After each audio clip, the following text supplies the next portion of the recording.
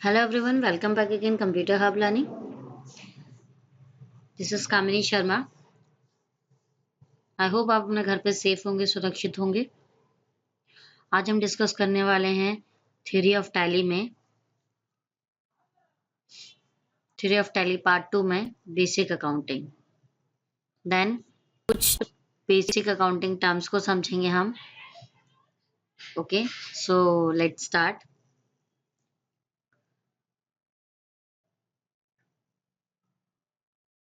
Basic accounting की बात करें हम, इससे पहले जो हमने वीडियो में डिस्कस किया था पार्ट 1 में, उसमें हमने डिस्कस किया था introduction of Tally, then history of Tally, needs of Tally, then versions of Tally. ठीक है, आई होप आपको वो क्लियर हुए होंगे। अगर आपने वो वीडियो नहीं देखा है तो प्लीज आप उस वीडियो को जाकर देखिए, देन उसके बाद इस वीडियो को डेफिनेटली विजिट कर सकते हैं, बिकॉज आपको वो चीजें समझ में नहीं आएंगी, ये चीजें जो अभी हम इस वीडियो में डिस्कस करने वाले हैं।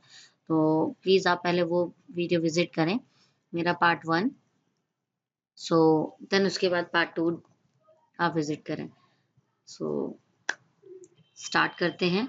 बेसिक अकाउंटिंग टर्म की बात करें, बेसिक अकाउंटिंग की बात करें सॉरी, तो व्हाट इज अकाउंटिंग? अकाउंटिंग क्या होता है? Okay, so accounting is recording of financial transaction. In accounting financial transaction are record, summarise, classify in easy way. Okay, so जो कॉमर्स बैकग्राउंड से बिलोंग करते हैं वो उन्हें क्लियर हो जाएगा। देन जो अदर बैकग्राउंड से बिलोंग करते हैं उन्हें भी इजीली समझ में आ जाएगा, कोई परेशानी की बात नहीं है। बात करते हैं हम कि अकाउंटिंग क्या होता है। अकाउंटिंग एक रिकॉर्डिंग है, जो कि अकाउंटिंग में हम रिकॉर्डिंग करते हैं फाइनेंशियल ट्रांजैक्शन की। अभी हमने इससे पहले जो वीडियो बनाया था उसमें हमने डिस्कस किया था फाइनेंशियल ट्रांजैक्शन क्या होते हैं। फाइनेंशियल ट्रांजैक्शन वो जो कि मॉनेटरी टर्म में मेजर किए जाते हैं, वो फाइनेंशियल ट्रांजैक्शन होते हैं। तो उन्हीं को रिकॉर्ड जो किया जाता है वो अकाउंटिंग कहलाता है। Okay, accounting is recording of financial transaction. Okay, in accounting financial transaction are record, summarise, classify in easy way. Okay, और उन ट्रांजेक्शन्स को रिकॉर्ड कर, उन फाइनेंशियल ट्रांजेक्शन रिकॉर्ड कर सकते हैं, हम समराइज कर सकते हैं, क्लासिफाई कर सकते हैं बहुत ही इजी वे में। ठीक है, तो सिंपल सी बात है कि अकाउंटिंग क्या है। अकाउंटिंग एक फाइनेंशियल ट्रांजेक्शन का रिकॉर्ड है, जिन्हें हम रिकॉर्ड कर कर समराइज कर सकते हैं, क्लासिफाई कर सकते हैं, इजीली अंडरस्टैंड कर सकते हैं। ओके, देन उसके बाद बात करें व्हाट इज ट्रांजेक्शन। अगर हम नॉर्मल वे में बात करें, नॉर्मल टर्म में बात करें, तो ट्रांजेक्शन क्या है? गिव एंड टेक, सिंपल सी बात है। सो लेन देन, अगर हिंदी में बोले तो हम, ठीक है, तो ट्रांजेक्शन क्या है? Give and take. Okay, simple words में। देन उसके बाद बात करें फाइनेंशियल ट्रांजेक्शन जो है वो क्या है। Financial transaction which can be measured in terms of monetary term या money term, this is called financial transaction. Okay, so transaction and financial transaction में डिफरेंस है। Okay, transaction give and take, and then financial transaction which can be measured in terms of money, it is called financial transaction. Okay, so this is the difference between transaction or financial transaction. Then go to next point. Why to record financial transaction? To know financial performance, profit and loss account, to know financial position, balance sheet. Okay, so business है, business हम करेंगे, उसमें accounting की activities perform करने वाले हैं हम tally में। बिजनेस में जो भी एक्टिविटीज होती है उनसे रिलेटेड। सो बेसिकली हम उसमें अगर फाइनेंशियल परफॉर्मेंस जानना चाहते हैं अपने बिजनेस की, तो हम प्रॉफिट लॉस अकाउंट को देखेंगे, जिससे हमें ये पता चलेगा कि हमारी फाइनेंशियल परफॉर्मेंस क्या चल रही है। देन उसके बाद बात करें कि अगर हमें फाइनेंशियल पोजीशन जाननी है अपने बिजनेस की, सो हम बैलेंस शीट को देखेंगे। ओके, और उसके थ्रू हम ये एनालाइज करेंगे कि हमारी फाइनेंशियल पोजीशन क्या चल रही है। So this is basic accounting. Then इसके बाद बात करें कि बेसिक अकाउंटिंग टर्म्स क्या होते हैं, तो वो हम यहाँ पे डिस्कस करेंगे। बेसिक अकाउंटिंग टर्म्स में हम बात करने वाले हैं, सबसे पहला पॉइंट बिजनेस। ओके, सो बिजनेस क्या होता है? अगर हम नॉर्मली टर्म्स में बोलें तो व्यापार। ठीक है, इसका हिंदी में वर्ड मतलब बताएं बिजनेस का, तो बट इसको डिस्क्राइब कैसे करेंगे? डिस्क्राइब इस तरह से करेंगे जैसे कि लिखा हुआ है, any trade, manufacture, some work of enterprise which mean to earn profit. Okay, so वो ट्रेड, मैन्युफैक्चर और सेम वर्क जो एंटरप्राइज जो सेम वर्क करती हैं। इन नॉर्मल हम बात करें कि कोई भी दो एंटिटीज जिनके बीच में कोई भी एक्टिविटी हो रही है जो कि प्रॉफिट अर्न करने के मोटिव से की जा रही है, वो बिजनेस कहलाता है, बिजनेस कहा जाता है। It is called a business. Okay, so ये था हमारा बिजनेस। नेक्स्ट बात करेंगे transaction. A transaction is an agreement between a buyer and a seller to exchange goods. ठीक है, ट्रांजैक्शन वो एग्रीमेंट है जो कि बायर और सेलर के बीच में गुड्स को एक्सचेंज करने के लिए, गुड्स और सर्विसेज को एक्सचेंज करने के लिए किया जाता है। ओके, क्लियर है? अभी हमने समझा था कि वन वर्ड या एक सिंपल वे में ट्रांजैक्शन को क्या कहा जाता है। सो वो हमने डिस्कस किया, give and take. Then financial transaction क्या होता है वो हमने डिस्कस किया, which can be measured in terms of money.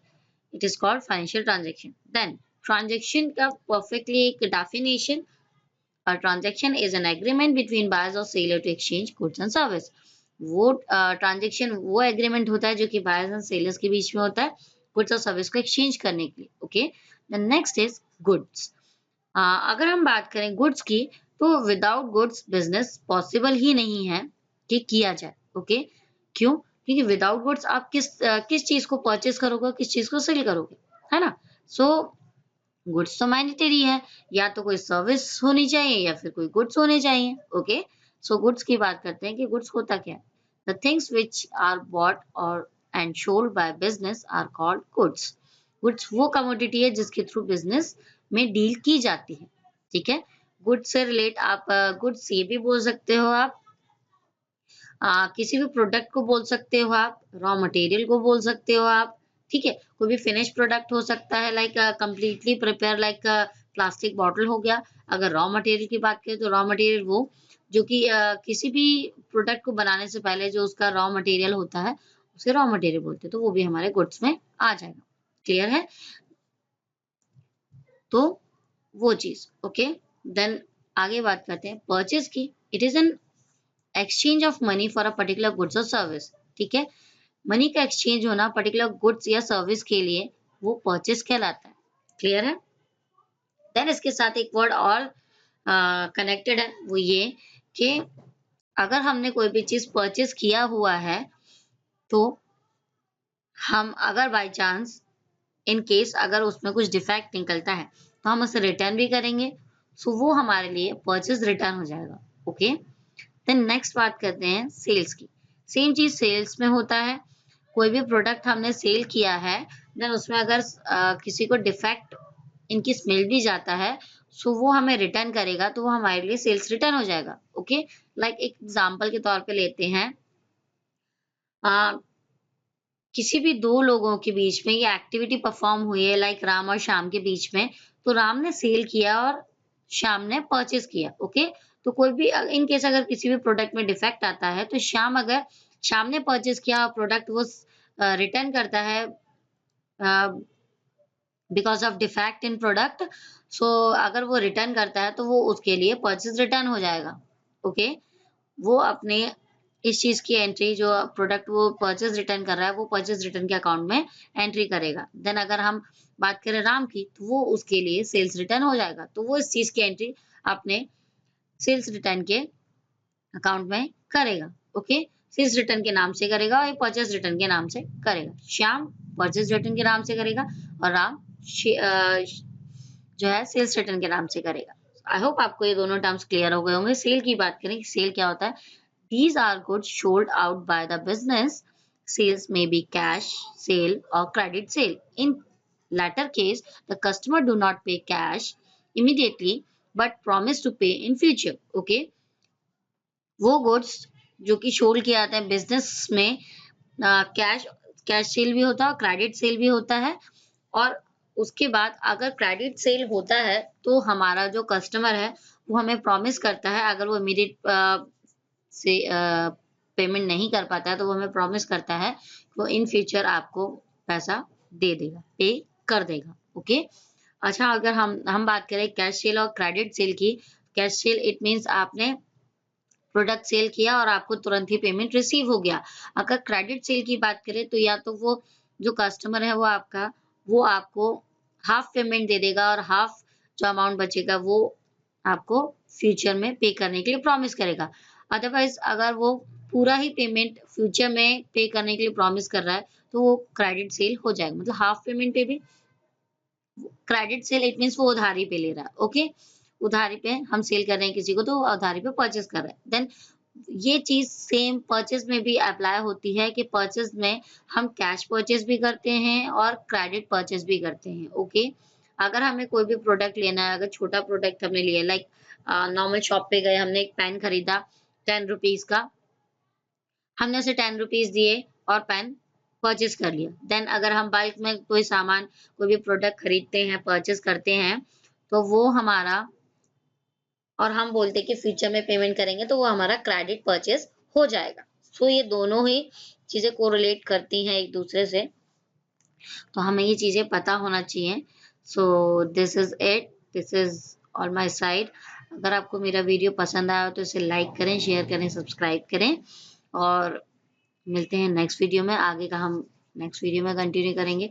I hope आपको ये वीडियो समझ में आया होगा। Please hit the bell icon for receive a notification of my video. Okay,